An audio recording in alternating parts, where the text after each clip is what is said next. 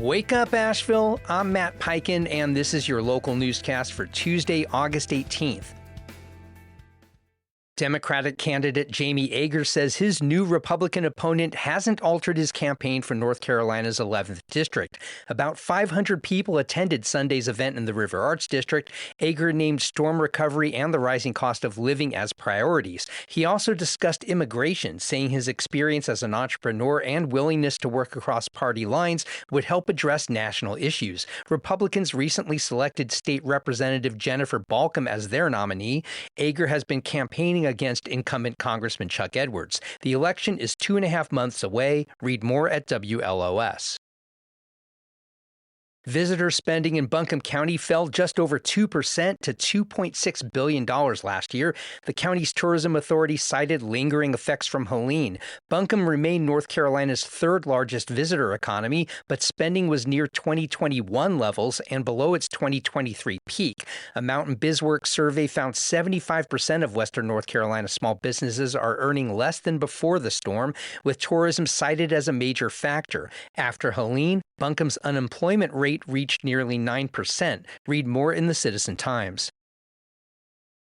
Buncombe County Commissioners meet tonight to consider disaster recovery, development, and recreation projects. They'll hold a public hearing on Helene recovery funding.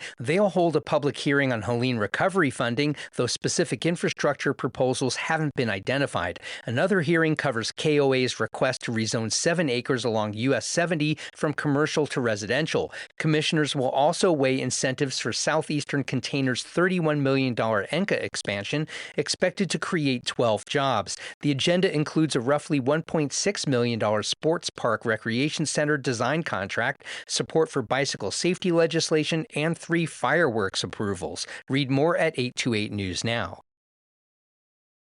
Henderson County voters may decide this fall whether to borrow $25 million to preserve farmland and open space.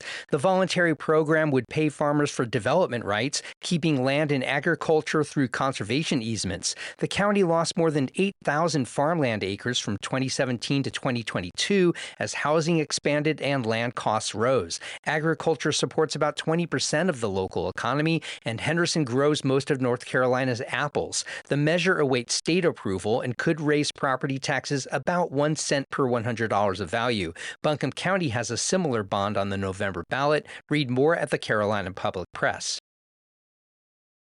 And Canton Mayor Zeb Smathers is leading recovery after Pactiv Evergreen's 2023 paper mill closure, which erased more than 1,000 jobs and 36% of the town's tax base.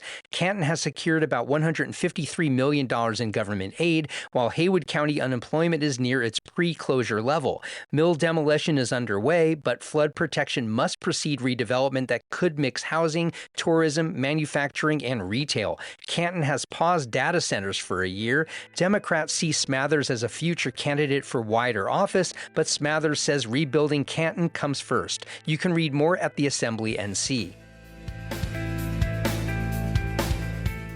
Before I let you go, I want to let you know about something happening this weekend. New York's infamous Blue Note era returns to Mars Hill for a special encore concert at Mars Landing Arts Center, 7 p.m. Saturday. Civil Disobedience is a project from New York bassist David Ambrosio, rekindling jazz born from the politically conscious underground of 1960s New York City. If you like jazz, it's a concert you're not going to want to miss. It's prefaced by a 20-minute documentary about the making of the project, which starts at 6:30. You can find tickets and information at marslandingartscenter.com, and I hope to see you there.